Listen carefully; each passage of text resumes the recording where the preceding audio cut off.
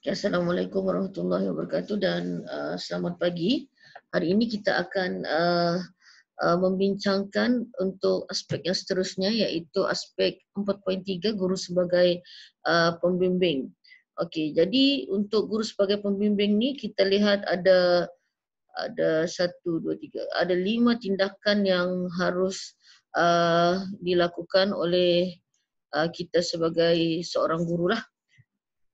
Okey, seperti sebelum ini, selalunya tindakan ini kita tidak ada masalah.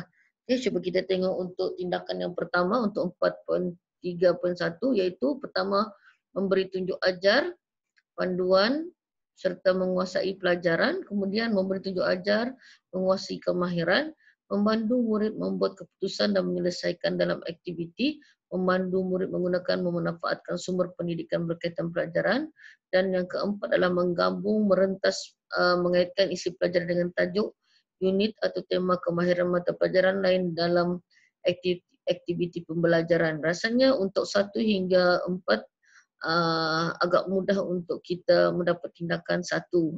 Cuma yang keempat itu kita kena berkreativiti sedikit. Okey, jadi kita terus kepada tengok tahap kualiti. Kita terus melihat kepada tahap kualiti 4, macam mana kita layak untuk mendapatkan kualiti 4, iaitu yang pertama ikut keperluan, uh, pelbagai aras keupayaan murid. Okey, itu semuanya selalunya kita boleh nampak sudah di OPKK, iaitu Objektif Pembelajaran dan Kriteria Kerjaan. Yang kedua, dengan betul dan tepat, secara berhemah dan secara bersungguh-sungguh. Rasanya di sini untuk mendapatkan 4 tidak ada isu jika kita memahami apa aktiviti yang akan kita sampaikan. Jadi sekarang kita teruskan kepada huraian kepada setiap bahagian tindakan tersebut. Okey, yang pertama, apa yang dikatakan memberi tunjuk ajar menguasai isi pelajaran, iaitu memberi penerangan konsep fakta terlebih dahulu. Maksud selalunya walaupun kita membuat aktiviti di dalam kelas, seharusnya kita memberikan penerangan konsep terlebih dahulu. Kemudian mengemukakan contoh ataupun memberikan demonstrasi.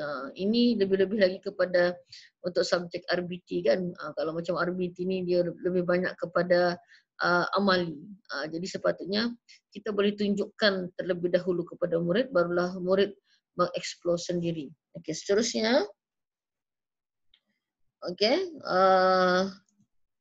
kita tengok memberi tunjuk ajar dan menguasai kemahiran dalam aktiviti pembelajaran.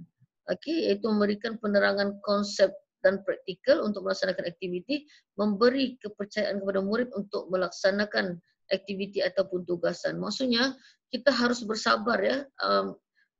Macam saya sendiri, saya guru matematik, saya kena bersabar menunggu murid menyelesaikan tugasan yang kita berikan. Walaupun nampak macam murid susah menguasai, kita beri peluang dulu untuk murid itu mencuba. Okey, mencuba. Okey, seterusnya. Kita tengok memandu murid membuat keputusan. Jika kita ada melakukan merancang aktiviti atau membuat aktiviti, barulah membantu murid ini kelihatan, di mana kita boleh membantu murid mengenal pasti fakta yang betul atau salah, memandu murid membuat keputusan sebuah suara, dan membimbing murid menyelesaikan masalah. Bukan kita yang buat penyelesaian itu, tetapi kita membimbing.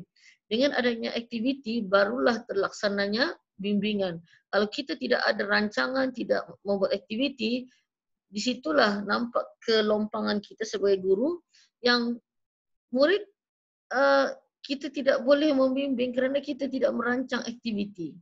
Okey, dan seterusnya meminta murid membuat refleksi. Ini rasanya biasa dilakukan oleh rakan-rakan guru lah. Okey, seterusnya memandu murid menggunakan manfaat sumber pendidikan. Okey, jadi selalunya kita akan menyediakan bahan, kita kita ada mencadangkan kalau macam RBT ni mungkin kita minta murid-murid membawa bahan-bahan yang diperlukan. Jadi maksudnya apabila kita meminta murid membawa bahan, kitalah yang akan memandu murid menggunakan bahan tersebut.